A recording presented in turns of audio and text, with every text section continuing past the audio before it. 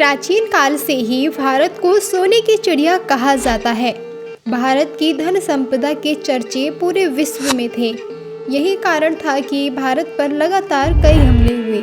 कई मुस्लिम शासकों ने भारत को लूटने और गुलाम बनाने के उद्देश्य से आक्रमण किए। इतिहासकारों के अनुसार हिंदुस्तान पर सबसे पहला बाहरी आक्रमण सिकंदर प्रथम ने किया था, लेकिन भारत को बाहरी हमलावरों से ज़्यादा नुकसान तो उसके भीतरी गद्दारों ने पहुंचाया था। भारत के इतिहास में कई गद्दार रहे, जिन्होंने धन, पद, झूठे मान प्रतिष्ठा के लिए अपने ही वतन को धोखा दे दिया। अगर उस समय यह गद्दारी नहीं करते तो आज हमारा देश दुनिया का सबसे संपन्न देश होता। आज हम ऐसे ही कुछ गद्दारों की बात कर रहे हैं, जिन्हें अपने ही देश से गद्दारी करके जिस थाली में खाया उसी में छेद करने की कहावत को सच में बदला। नंबर 1, राजा जयचंद राठौर।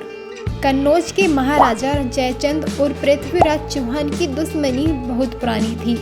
पृथ्वीराज के दरबारी राजकवि चंद्रवरदायी ने अपने राजा पर लिखी गई अपनी किताब पृथ्वीराज रासो में दावा किया है कि दोनों ही राज्यों के बीच कई गद्दार थे, जिनकी वजह से ही अफगान शासक मोहम्मद गोरी के खिलाफ हुई तराइन के युद्ध में चौहान की हार सुनिश्चित हो सकी।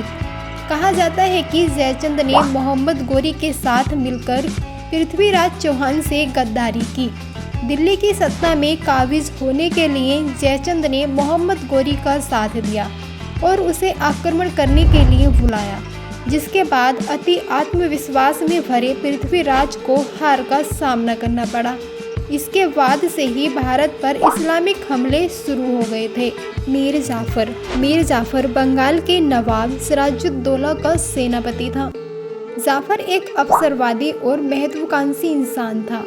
जाफर का सपना बंगाल की सत्ता हासिल करना था। सत्ता के लिए ही जाफर ने अपने देश से गद्दारी की और अंग्रेजों का साथ दिया। प्लासी के युद्ध में जाफर ने गद्दारी की, जिसके चलते बंगाल का नवाब युद्ध हार गया। यहीं से ब्रिटिश शासन ने अपने पैर भारत में पसारने शुरू कर दिए।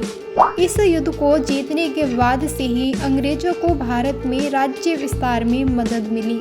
वहीं मीर जाफर को उसकी गद्दारी के इनाम में वादे के अनुसार बंगाल का नवाब बनाया गया, लेकिन सिर्फ नाम के लिए। असली हुकूमत अंग्रेजों के हाथ में ही रही। बाद में अंग्रेजों ने एक गद्दार की मदद से मीर जाफर को भी मार डाला। राजा मानसिंह ने मुगलों के साथ मिलकर देश को आज़ाद कराने की कोशिश कर रहे महाराणा प्रताप को अपनी कोशिशों में नाकाम किया था। महाराणा प्रताप ने देश को मुगलों से आज़ाद करने के लिए कई प्रयास किए, लेकिन उन्हें उन्हीं के पड़ोसियों से धोखा मिला। राजा मानसिंह ने मुगलों के साथ मिलकर देश के साथ गद्दारी की। मुगल सेना और महाराणा प्रताप के बीच हुए सुप्रसिद्ध हल्दी घाटी युद्ध के दौरान मुगलों की सेना का सेनापति राजा मानसिंह ही था। इस युद्ध में प्रताप को हार का सामना करना पड़ा था, लेकिन उन्होंने मानसिंह को उसकी गद्दारी की सजा युद्ध के दौरान ही उसे मारकर दे दी थी। सयाजीराव सिंधिया। भारतीय इतिहास में जब भी गद्दारों की बात की जाती है तो सयाजीराव का नाम भी सबसे पहले आता है।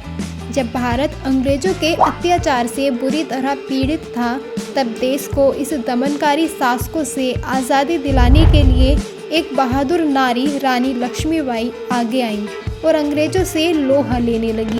अंग्रेज रानी लक्ष्मीबाई को सामने से जीत पाने में असमर्थित थे, लिहाजा उन्होंने सयाजीराव सिंधिया का सहारा लिया। सिंधिया ने एक वीर और बहादुरी के लिए जाने जाने वाली रानी लक्ष्मीबाई से गद्दारी की और मित्र बनकर उनकी पीठ से छुरा घोंपने का काम किया। ग्वालियर के महाराज जयाजीराव सिंधिया देशद्रोही और अंग्रेज समर्थक थे।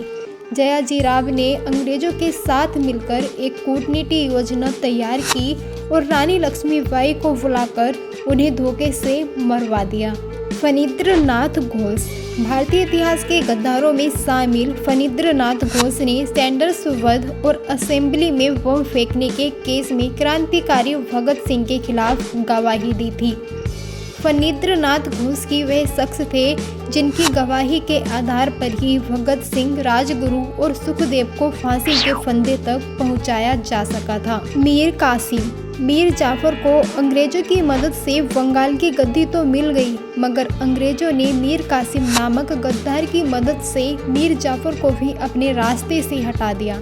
मीर कासिम को भी बाद में पता चल गया कि उसने अपने वतन से गद्दारी करके कितनी बड़ी गलती की है, मगर तब तक इस गद्दार के पाप का घड़ा भर चुका था और अंग्रेजों ने ही उसे एक और गद्दार मीर सादिक की मदद से मरवा दिया। मीर सादिक नाम गद्दार की मदद से अंग्रेजों ने दक्षिण में टीपू सुल्तान को भी रास्ते से हटाकर आखिरकार दक्षिण भारत में भी अपना साम्राज्य फैला लिया। बाद में मीर सादिक को उसकी गद्दारी की सज़ा मिली ही गई, क्योंकि अंग्रेजों ने ही उसे मरवा दिया था। तो दोस्तों, हमने आपको इस वीडियो के माध्यम से भारत देश के 5 गद्दार शासकों का इतिहास बताया है, जिन्हें हम कभी भूल नहीं पाएंगे। तो दोस्तों, आपको ये वीडियो और जानकारी कैसी लगी है, हमें कमेंट के माध्यम से ज़रूर बताएं और साथ ही ऐसे ही ऐतिहासिक वीडियोस देखने के लिए चैनल को सब्सक्राइब करना ना भूलें। तो चलिए मिलते हैं किसी अगले वीडियो में, तब तक के लिए दीजिए इजाज़त और अपना ख्याल रखिए, बने रहिए हमारे साथ। धन्यवाद, नमस्कार।